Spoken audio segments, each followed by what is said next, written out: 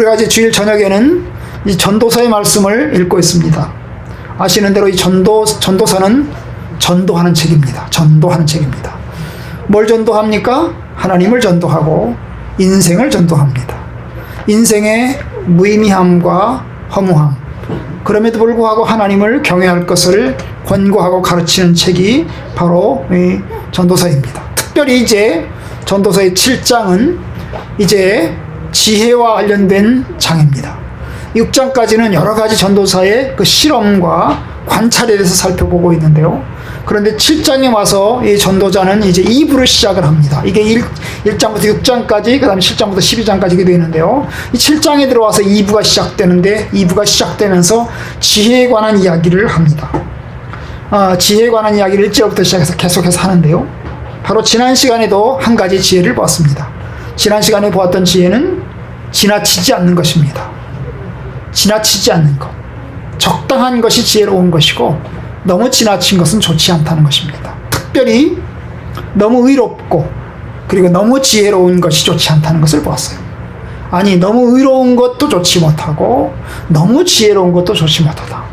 아니, 지혜로워야 되고 의로워야 되지 않습니까? 그런데 지혜로워야 되고 의로워야 되는 건 맞는데 너무 의롭고 너무 지혜로우면 안 된다. 왜요?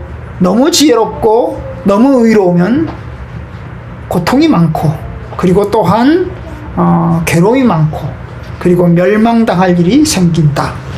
뭐 이런 것입니다. 이 말 속에는 이제 뭐예요? 지혜로운 것 때문에 또 혹은 의로운 것 때문에 자만하고 또 교만해서는 안 된다는 뜻이 들어있습니다.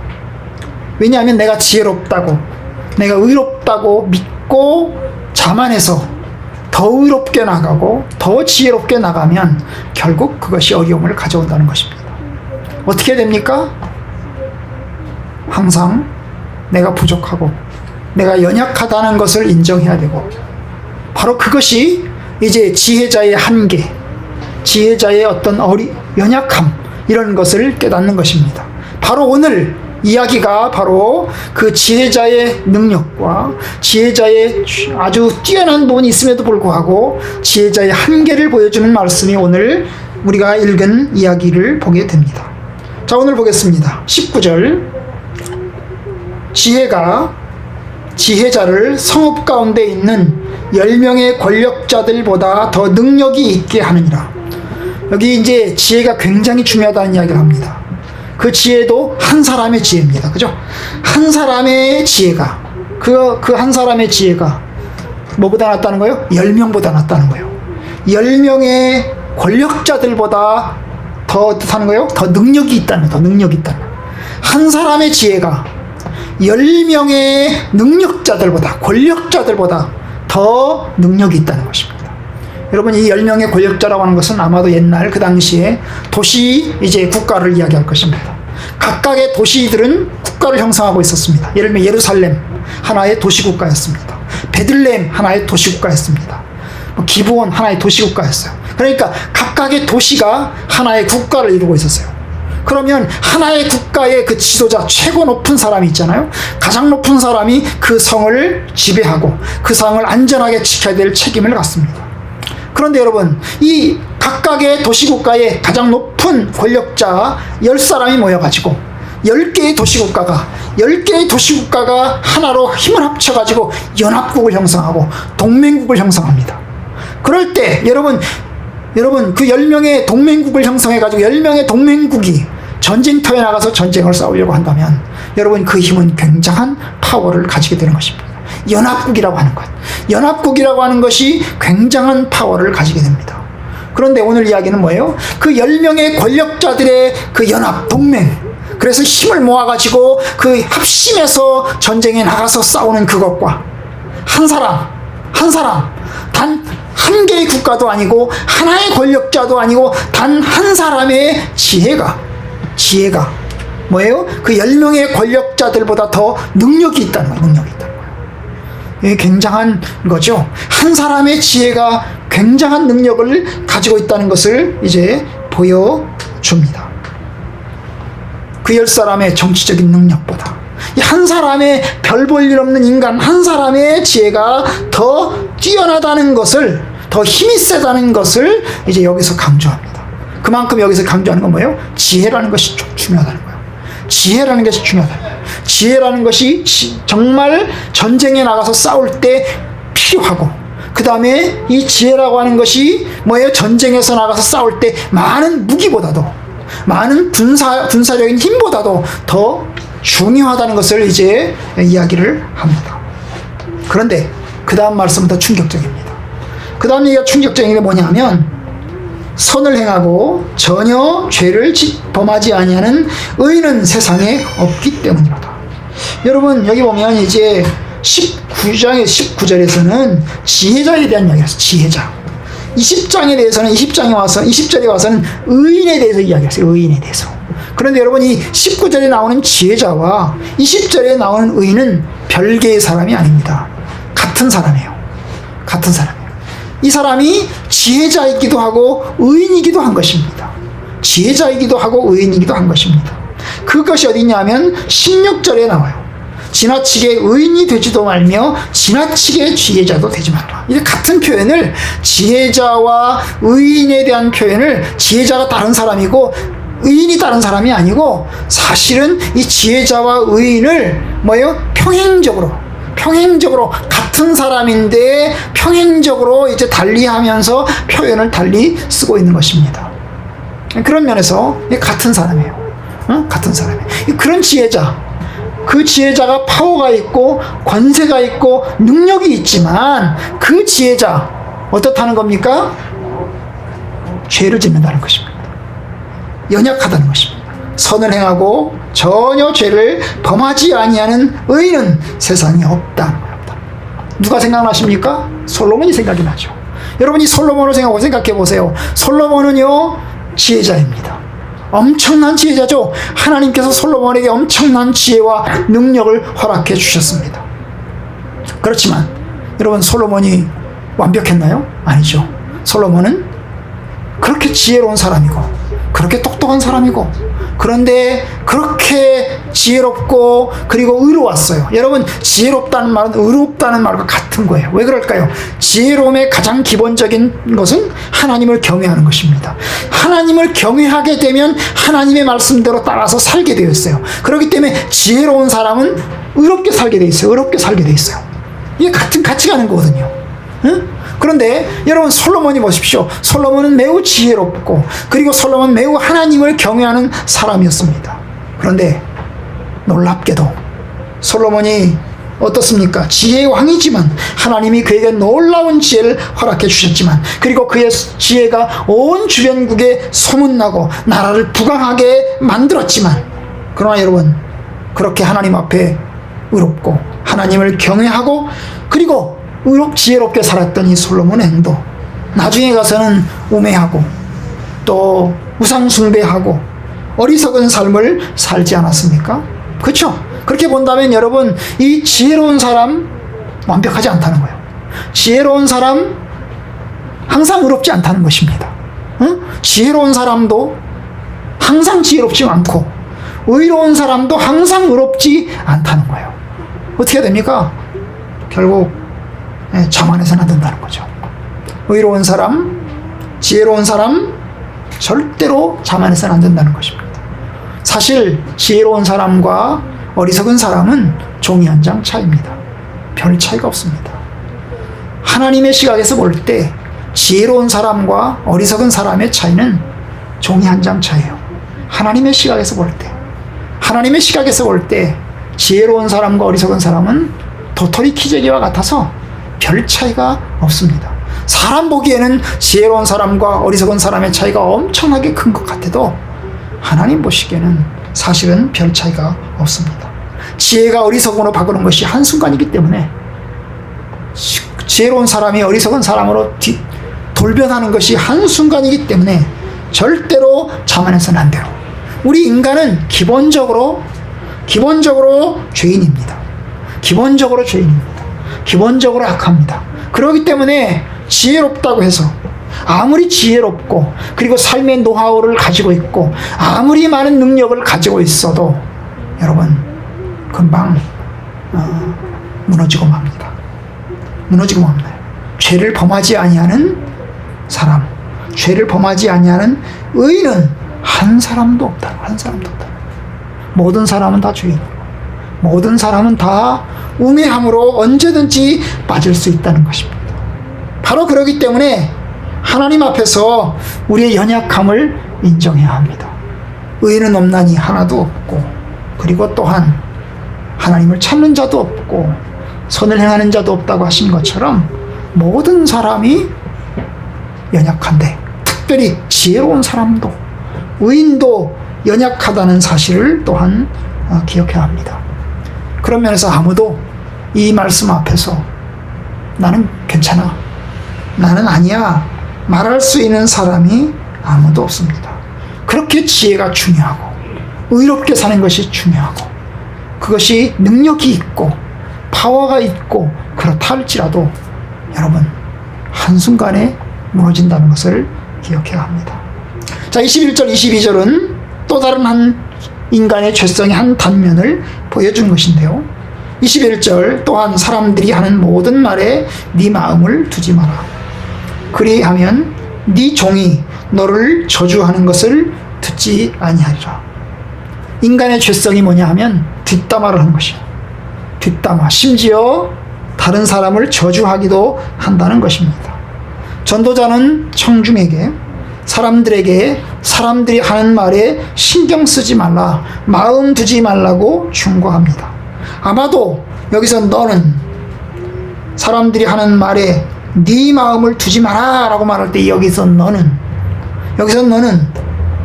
지혜로운 사람을 이야기할 것입니다. 지혜로운 사람을 이야기할 거예요. 아마 이 사람은 힘도 있는 사람이에요. 그죠? 왜냐하면 종이 나오잖아요. 그죠? 종이 나오기 때문에 종이 하는 말을 듣는다. 그래서 이 사람은 힘이 있는 사람이에요. 그렇기 때문에 이 사람은 이제 힘도 있는, 그리고 지혜도 있고 지식도 있고 권세도 있는 사람입니다. 그런데 바로 그 사람에게, 그리고 심지어 이 사람은 자기 자신을 지혜자라고 생각할 수도 있습니다. 바로 이런 사람에게 이야기하는 것입니다. 야, 지혜롭게 생각하다고 생각하는 사람들아, 너는 네 자신을 지혜롭다고 생각하지? 그러면 네가 네 자신을 정말 지혜롭다고 생각하면 다른 사람 하는 말에 신경 쓰지 마라. 그 얘기입니다. 다른 사람 하는 말에 신경 쓰지 마라. 왜냐하면 사람들은 별별 말을 다 할 텐데, 저주하는 말도 한다.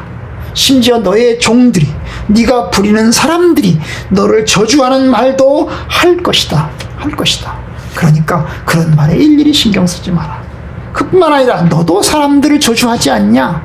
너도 사람들을 욕하지 않냐? 그러니까 결국에는 뭡니까? 그 말에 신경 쓰지 말고 네가 네 자신 처신을 잘해라 하는 이야기를 하는 것입니다. 여러분, 여기 이야기 가운데에서 다시 한번 말씀드립니다. 여러분, 결국 지혜자나 종이나 별 차이가 없어요. 여러분, 21절 22절에 보면 너라고 알려진 이 사람, 네 종이 너를 저주하는 것을 듣지 않냐. 네 종이 너를 저주한다. 그 말이죠. 그죠? 그 다음 22절 너도 가끔 사람들을 저주한다. 그 말이죠. 그죠? 그러니까 여기 지혜자로 불려지는 바로 이 너와 그 다음에 종과 지혜롭지 않은 사람의 전형인 이 종과 어떻다는 거예요? 별 차이가 없다는 것입니다. 별 차이가 없어요. 아까 말했죠. 지혜로운 사람과 어리석은 사람이 종이 한 장 차이라고. 그런데 마찬가지예요. 권세 있는 자와 권세 없는 자의 차이가 종이 한 장 차이고, 그 다음에 주인과 종의 차이도 종이 한 장 차이라는 것입니다. 그러니까 너무 자만하지 말고 나는 다르다고 착각하지 말아라. 그것이 이제 여기서 이야기하고자 하는 것입니다. 여러분, 뭐가 지혜입니까? 지혜는 내가 부족하다는 것을 아는 것이 지혜입니다. 똑같은 사람이 있어요. 어떤 사람은 자기가 부족하다는 걸 알아요. 어떤 사람은 자기가 부족하다는 것을 몰라요. 자기가 부족하다는 걸 모르면 그는 계속해서 짐승과 같이 살아갈 것입니다. 그죠? 자기가 부족하다는 것을 알면 하나님 앞에 무릎 꿇을 것이고 다른 사람의 말을 경청해서 들을 것입니다. 여러분, 바로 그래요. 어떤 사람이 지혜로우냐? 내가 죄인입니다. 내가 부족합니다. 이걸 아는 사람이 지혜로운 것입니다. 지혜로운 것이요. 여러분, 예수님에게 찾아온 사람들, 어떤 사람들이 찾아왔어요? 내가 부족하다고 생각하는 사람들이 찾아왔어요. 주님, 내가 부족합니다. 내 문제를 해결해 주세요. 내 문제를 해결해 주세요. 그래서 병자들이 찾아왔잖아요. 주님, 내 병이 있습니다. 나를 고쳐주세요. 내가 이런 문제가 있습니다. 내 문제를 해결해 주세요. 그런데 어떤 사람들은 찾아오지 않았어요? 자기가 문제가 있다고 생각하지 않는 사람들은, 자기가 아무런 문제가 있다고 생각하지 않는 사람, 자기가 깨끗하다고 생각하는 사람들은 찾아오지 않았어요. 왜냐? 예수님 없어도 괜찮으니까요. 예수님 없이도 사랑할 수 있으니까요. 그런데 여러분, 부족하다고 생각하는 사람, 내가 연약하다고 생각하는 사람은 주님께 찾아왔습니다. 어떤 사람이 지혜로운가? 내가 부족하다는 걸 아는 사람이 지혜로운 사람입니다. 여러분, 제가 가끔 이제 이야기를 하지만 이 성도들 가운데도 또 주의 종들 가운데도 넘어지는 사람들이 있습니다. 어떤 사람들이 넘어질까요? 어떤 사람들이 넘어질까요? 나는 믿음이 세. 나는 지혜로워. 나는 똑똑해. 나는 절대로 넘어지지 않아. 나는 성령이 충만한 사람이야. 이런 사람은 넘어집니다. 백발백중 넘어집니다. 왜요? 자기를 조심하지 않아요. 자기를 조심하지 않아요. 그런데 부족한 사람입니다. 나는 참으로 부족하다. 이런 사람을 어떻게 합니까? 늘 조심하는 것입니다. 부족한 줄 아니까, 내가 부족한 줄 아니까 늘 조심하려고 몸부림칩니다. 그러니 넘어지지 않을 수 있는 것입니다. 스캔들이 일어나는 목사님들은 능력이 없는 사람이 넘어지는 게 아니라 능력이 많은 사람들이 넘어집니다. 은사가 많은 사람이 넘어집니다. 은사가 없는 사람이 넘어지는 게 아니라 은사가 많은 사람이 넘어져요. 이게 사탄의 역사입니다. 사탄의 역사.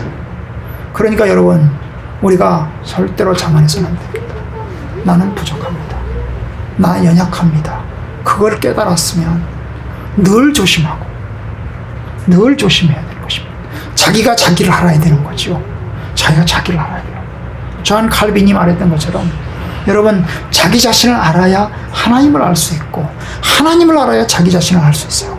자기의 본질을 알아야 돼요.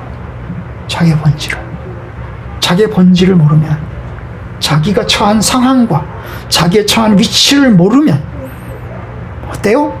교만하고 자만하고, 그러면 함부로 행동하게 되고 결국 그러면 넘어질 수밖에 없는 것입니다. 성경은 명백하게 모든 인간은 죄인이라고 선언했습니다. 모든 인간은 죄인이라고 선언을 했어요. 그리고 예수님께서 우리를 위해서 십자가에 못 박혀 죽으셨을 때 분명히 선언하는 것입니다. 그러면 그 하나님 앞에 내가 부족합니다. 내가 연약합니다. 나는 지혜롭지 못합니다. 그것을 인정하고 하나님 앞에 숙여야 합니다. 그런데 참으로 이게 쉽지 않아요.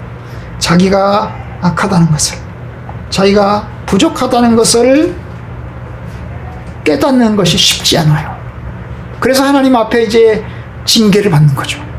그렇게 해서 이제 하나님 앞에 징계를 당해요. 고난을 당해요. 고난을 당하면서 이제 깨닫기 시작을 하는 것입니다. 고난을 당하지 않고 깨달으면 좋겠는데 고난을 당하면서야 깨닫는 것입니다. 왜요? 사람은 참 그런 게 있는 것 같아요. 사람은 일이 잘 될 때는 절대로 자기를 반성하지 않아요. 자기 일이 잘 될 때는, 일이 잘 풀려갈 때는요, 자기가 생각하는 방향이 옳다고 생각하고 그 방향으로 계속해서 나아갑니다. 그런데 이제 어려움을 당하고 큰 고난을 당하면 그때 가서 어떻게 합니까? 자기를 돌아봅니다. 내가 뭐가 문제가 있지? 내가 뭘 잘못했지? 그러면서 돌아보기 시작을 합니다. 그래서 하나님은 우리에게 평탄한 것과 또 고난당하는 일을 아마 뒤섞여 주시는 것 같습니다.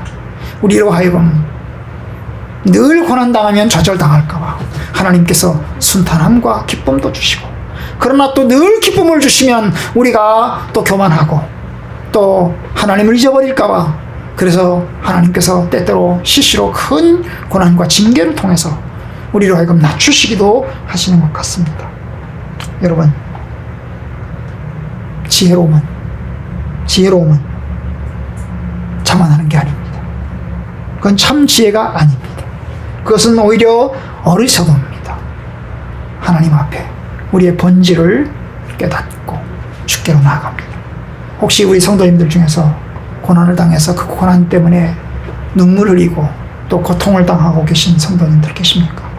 여러분, 그걸 통해서 여러분이 참으로 나의 연약함과 나의 부족함을 알게 되셨다면 바로 거기서부터 다시금 이제 출발합니다. 마치 뭐예요? 이게 위에 있다가 밑바닥으로 떨어져 가지고 가장 밑바닥으로 떨어져 가지고 그 밑바닥 속에서 고통을 당하면서 큰 눈물 흘리면서 이제 그 속에서 뭡니까? 자기 자신을 돌아보게 되면 다시 올라설 수 있는 길이 있는 것입니다. 그래도 그것이 살아있는 동안에, 우리의 인생을 살아있는 동안에 그러한 고난을 겪는 것이 그나마 축복이고 그나마 은혜입니다. 만약에 그것을 살아있는 동안에 깨닫지 못하고 만약에 죽어서 깨닫는다고 하면 여러분, 그것은 돌이킬 수 있는 것조차, 기회조차 없는 것이기 때문입니다. 여러분, 솔로몬을 보면 저는 전도서가 솔로몬이 쓴 것으로 생각되지 않습니다. 왜냐하면 솔로몬이 썼다고 하기에는, 솔로몬의 인생 자체를 보시면 하나님께서 솔로몬에게 크게 책망하시고 또 우상숭배에 대해서 강력하게 책망하심에도 불구하고 솔로몬이 돌이켰다는 그런 기록이 없습니다. 돌이켰다는 기록이 없어요. 이 전도서가 솔로몬이 썼느냐? 솔로몬이 쓴 것 같지 않아요. 만약에 그렇다면 여러분, 이 솔로몬의 여러 가지의 연약함과 부족함들이 다 여기에 들어있을 텐데 그런 이야기들은 들어있지 않습니다. 그래서 그런 걸로 볼 때 솔로몬이 쓴 것으로 보여지지는 않습니다. 그러나 솔로몬의 인생을 바라보면서 다른 사람이, 제3자가 솔로몬의 인생을 바라보면서, 자, 솔로몬 잘 봐라. 솔로몬은 이런 사람이었다. 이렇게 끝을 맺었다. 이렇게 되었다. 그것을 우리에게 이제 보여주는 것입니다. 솔로몬의 인생을 통해서 우리 인생의 모습을 보여줍니다. 여러분, 이제 하나님께 기도하면서, 하나님, 우리가 우리의 연약함을 아오니, 우리의 부족함을 아오니, 주님, 우리가 하나님 앞에, 그리스도 앞에 나아갑니다. 우리를 붙들어 주시고 우리에게 힘 주시고 우리에게 능력 주옵소서. 우리는 참으로 어리석고 참으로 부족하오니 주여, 우리로 하여금 주의 은혜 가운데서 우리를 인도하시고 붙들어 주옵소서. 하나님, 우리의 힘으로 어찌할 수 없으니 주의 성령께서 우리의 마음을 주장하여 주옵소서. 이렇게 주님께 나아가는 여러분들의 삶이 되시기를 주님의 이름으로 축원합니다.